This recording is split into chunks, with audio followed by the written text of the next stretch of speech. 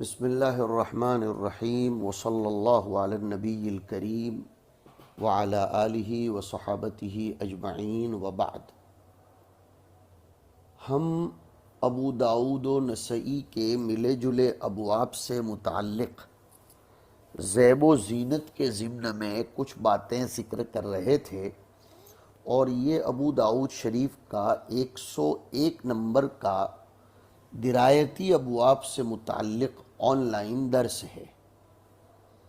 اللہ رب العزت نے انسان کو ساری کی ساری کائنات میں حسین و جمیل، شکل و صورت، خوبصورت، بہت زبردست خوشنما ساخت اور بناوٹ سے نوازا ہے۔ اللہ جمیل یحب الجمال کے مصداق کے تحت اللہ نے کائنات کے ذروں کو، پتوں کو، قطروں کو، سب کو جب حسین و جمیل بنایا ہے، اللہ نے ہر چیز کو حسین بنایا ہے، تو پھر انسان کو تو جو مخدوم کائنات ہے اس کو کتنا حسین و جمیل بنایا جائے گا۔ چنانچہ بنایا گیا، اور قسمیہ انداز میں فرمایا کہ لقد خلقنا الانسان فی احسن تقویم۔ فطرت کے حسین و جمیل مصور نے انسان پر حسن و جمال کے دریا بہا دیے۔ عورتوں میں تو اپنی کاریگری کا سکہ جما دیا، سر سے پیر تک حسن ہی حسن، جمال ہی جمال ہے۔ اس کے پاس حسن کی بہار ہی بہار ہے، اس کی رگ رگ میں بے پناہ حسن ہے۔ صباغ عالم نے صنف نازک میں اپنی کمال صفت کے گلہائے فراواں کھلا دیے۔ نزاکت و لطافت، نفاست و نظامت، ملاحت و صباحت، ذکاوت و فراست، یہ ایسی عجیب نعمتیں اور عجیب رنگتیں اور صلاحیتیں بھر دیں کہ جس سے ایک عجیب سما پیدا ہو جاتا ہے۔ اور ان پری جمالوں اور حوران ارضی میں بھی ایک سے بڑھ کر ایک بدر کامل طلوع ہوتا ہوا نظر آتا ہے۔ اس پر نور علی نور کہ دل میں لباس و زیورات، غازہ پاؤڈر، مہندی و مسی کے ذریعے شوق آراستگی اور احسن الخالقین کی طرف سے باوجود فطری حسن و زینت کے خارجی زیب و زینت، آرائش و زیبائش کو عورتوں کے لیے پسندیدہ قرار دے کر فطری حسن میں چاند اور ستاروں کی چمک پیدا کرنے کی اجازت دی۔ حضور اکرم صلی اللہ علیہ وسلم ارشاد فرماتے ہیں، ان اللہ یحب ان یرى اثر نعمتہ علی عبدہ۔ اللہ اس بات کو پسند فرماتے ہیں کہ بندے پر اس کی نعمتوں کا اثر وہ دیکھیں، یا ان یرى اثر نعمتہ علی عبدہ، کہ اس کی نعمتوں کا اثر دکھائی دے۔ لیکن خوش جمالوں میں ہرجائی پن یہ ناپسندیدہ قرار دیا گیا۔ ہرجائی پن تو جتنی خوبصورت عورت ہو لیکن اس کو کوڑی کے بھاؤ بکوا دیتا ہے، اور یکجائی پن ان کے وقار حسن کو چار چاند لگا دیتا ہے۔ کتنی ہی حسین و جمیل خواتین ہوں، جب وہ اپنے حسن کو بازاری بنا دیتی ہیں اور قدرت کے اس عطیے اور نعمت کی ناقدری کرتی ہیں، تو بہت جلدی اس گراں قدر نعمت سے ہاتھ دھو بیٹھتی ہیں اور وہ لوگوں کی نظروں میں گر جاتی ہیں۔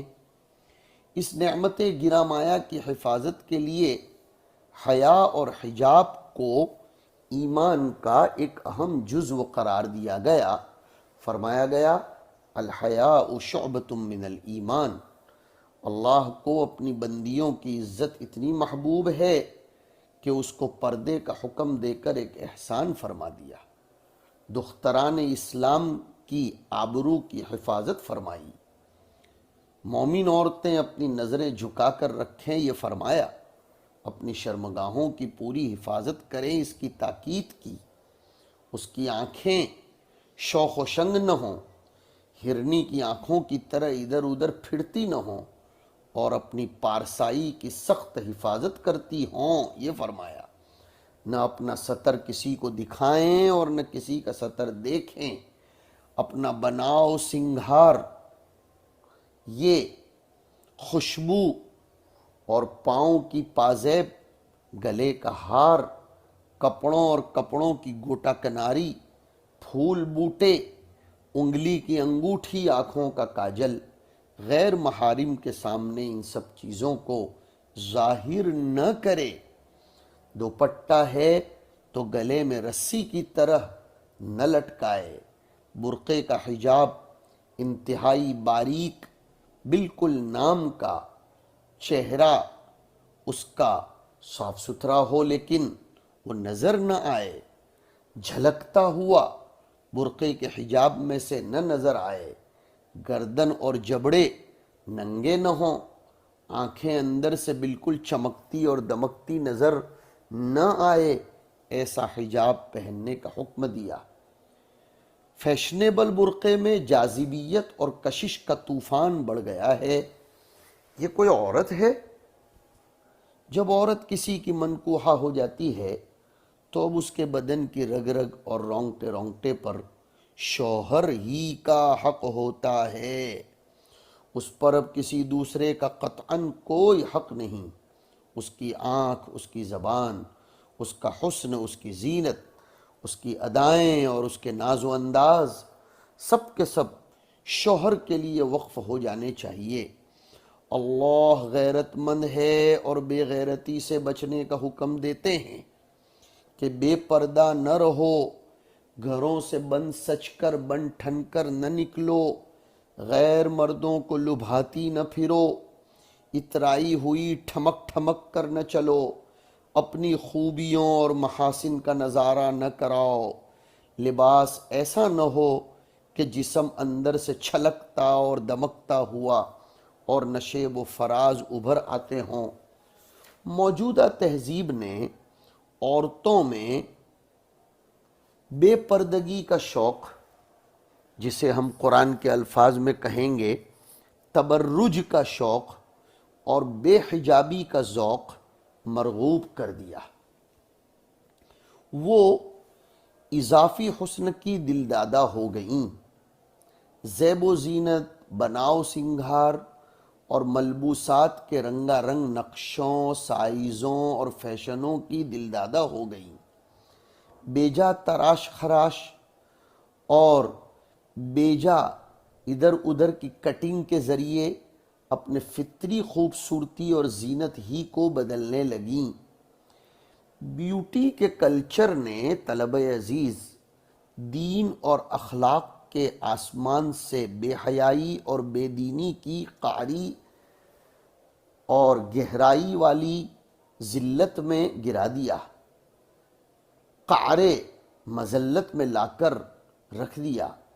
ہماری بہو بیٹیاں حلال و حرام کا فرق کیے بغیر فطری اور غیر فطری، جائز اور ناجائز، اسراف و تبذیر پر مبنی زیب و زینت اور آرائش کے تمام طریقے اختیار کرتی جا رہی ہیں۔ عورتوں کے لیے آرائش و زیبائش جائز ہی نہیں بلکہ پسندیدہ اور مستحب ہے، لیکن اس کی حدود اور ضابطے ہیں۔ ان کا خیال رکھنا ہر مسلمان عورت پر لازمی اور ضروری ہے۔ ان حالات، واقعات اور مشاہدات کو دیکھ کر ہمیں اسلام کی تعلیمات کو لوگوں کے سامنے لانا چاہیے۔ ابواب الزینت، ترجل، خاتم، کتاب اللباس وغیرہ کی ہدایات و گائیڈ لائنز کو امت کے افراد کے سامنے لا کر رکھنا چاہیے، ورنہ ہمیں سمجھنا چاہیے کہ یہودی جال اور خوبصورتی کے طریقے اس نے امت کو غارت و تباہ کر دیا ہے۔ ثقافت و تہذیب کے ذریعے مسلمانوں کو سیکولرائز کرنا یہ نہایت آسان، سہل، زود اثر، بے ضرر اور سستا طریقہ بن گیا ہے۔ ماضی قریب کے کئی سالوں سے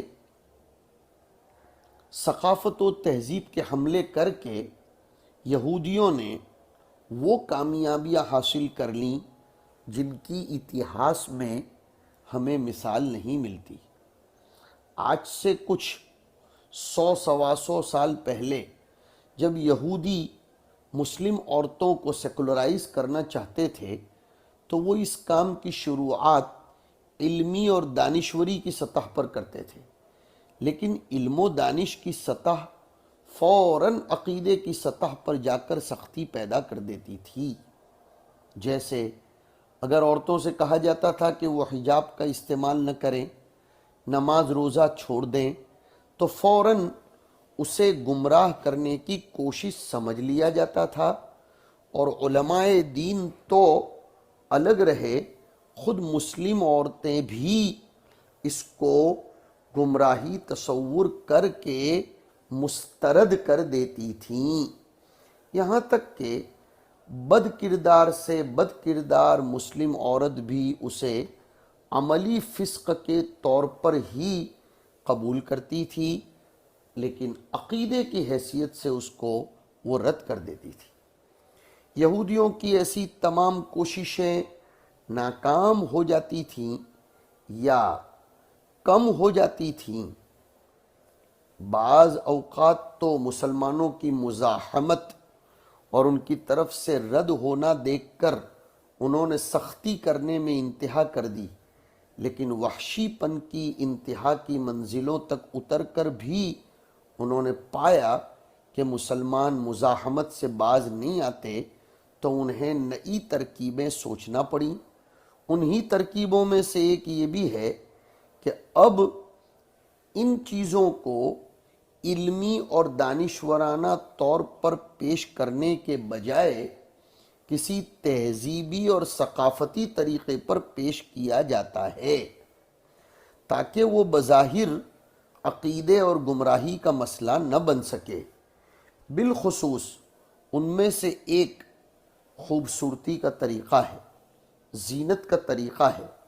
اس کے ذریعے یہودیوں نے عورتوں میں خوبصورت بننے کے مختلف طریقے رائج کیے۔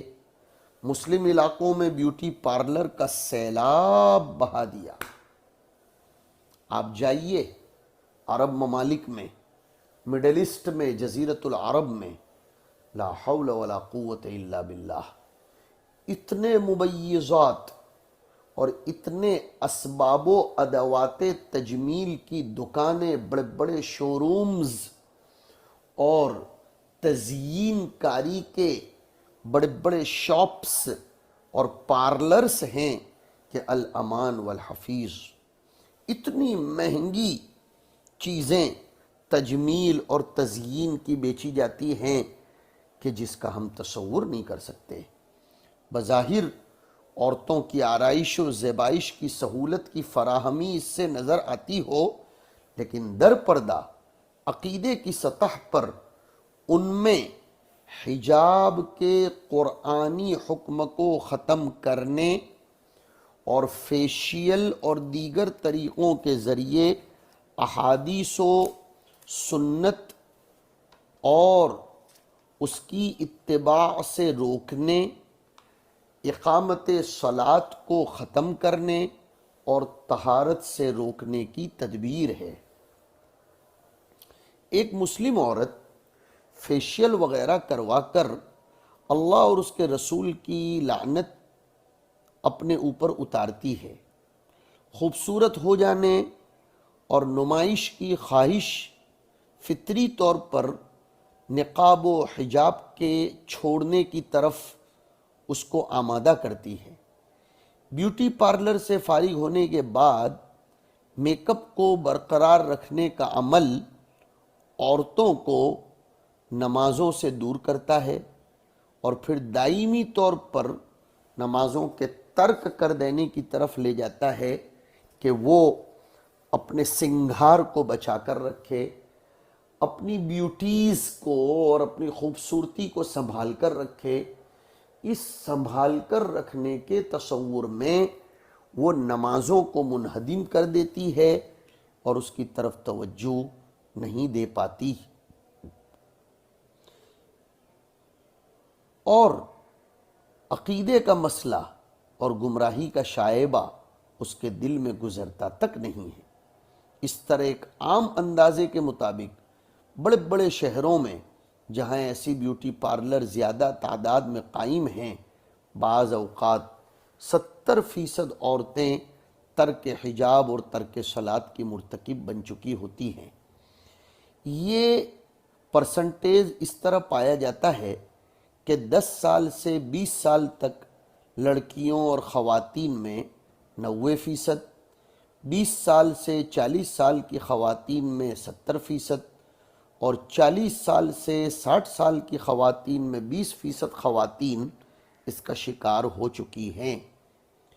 دوسرا ایک طریقہ کاسمیٹکس کا طریقہ ہے۔ بیوٹی پارلر کا طریقہ تو کسی نہ کسی درجے میں بڑے شہروں میں موجود ہے، لیکن کاسمیٹک کا طریقہ اس سے زیادہ وسیع اور کارگر ثابت ہوا ہے۔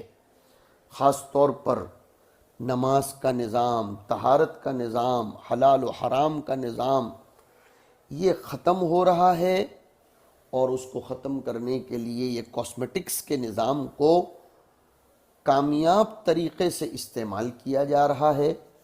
اکثر و بیشتر حرام لعینہ چیزوں سے تیار کیے ہوئے کاسمیٹک کے سامان عوام میں رائج کیے جا رہے ہیں، اور خواتین ان کا بکثرت استعمال کر رہی ہیں۔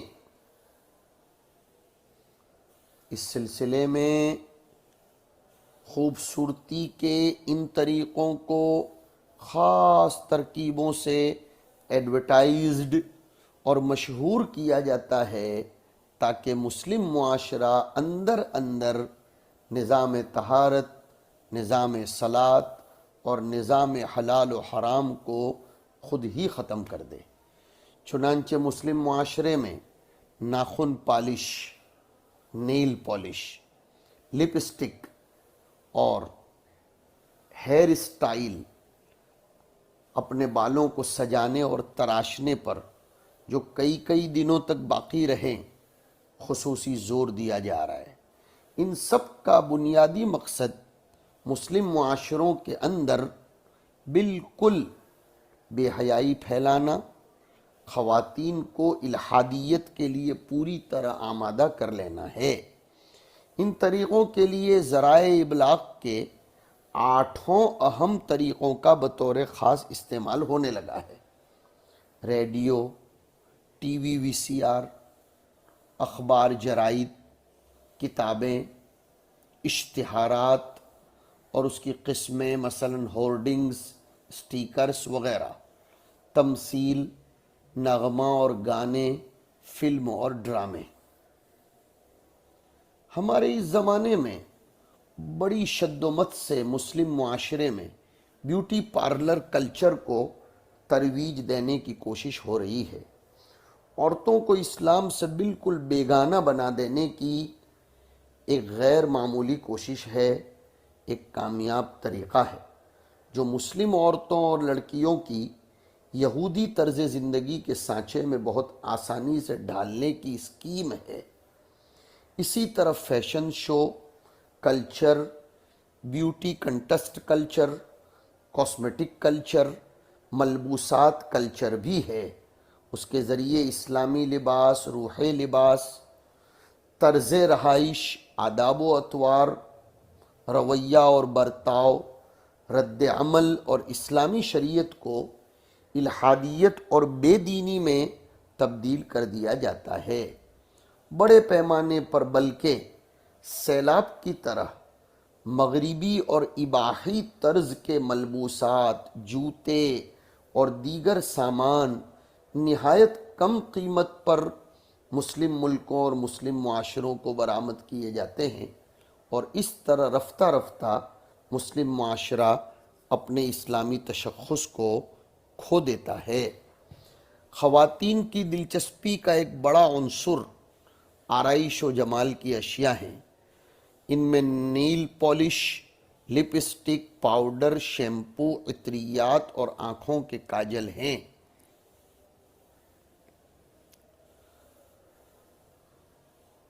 علماء نے تناسب بیان کیا ہے کہ ابھی ماضی قریب میں سعودی عرب میں 3,72,98,000 ریال 3,72,98,000 ریال لپسٹک اور نیل پالش کی خریداری پر صرف ایک سال میں خرچ کیے گئے۔ ایوان تجارت نے اس کا وزن 4,69,366 بتایا ہے۔ آنکھوں کی زینت اور جسم کے دوسرے اعضاء کو رنگین بنانے میں جو کاجل اور مہندی مغربی ملکوں سے منگوائی جاتی ہے وہ وزن میں 1,58,637 ٹن ہوتی ہے۔ اس کی قیمت 2,40,17 ریال ہو جاتی ہے۔ اندازہ لگائیے کہ lipstick, nail polish, shampoo, powder کی تیاری میں شامل بنیادی اجزاء میں خنزیر، جنگلی کیڑے مکوڑے اور دیگر حرام جانوروں کی چربی بھی ملائی جاتی ہے۔ اب آپ اندازہ لگائیے کہ ان حرام اشیاء کی خریداری پر عرب ممالک اور مسلم قوم کروڑوں ڈالرز کا زر مبادلہ خرچ کرتے ہیں، اور ہماری مسلمان خواتین تزئین و آرائش میں ان حرام اشیاء کو استعمال کرتی ہیں۔ تو اب اس قوم کا ہوگا کیا؟ اللہ ہی حفاظت فرمائے۔ اور نبوی جو گائیڈ لائنز اس کو دی گئی ہے ان گائیڈ لائنز پر اس کو چلنے کی توفیق نصیب فرمائے۔ اس لیے ہمیں ان ابواب الزینت کو توجہ سے پڑھنا، سمجھنا اور اس پر عمل کرنا چاہیے۔ وصلی اللہ علی النبی الکریم۔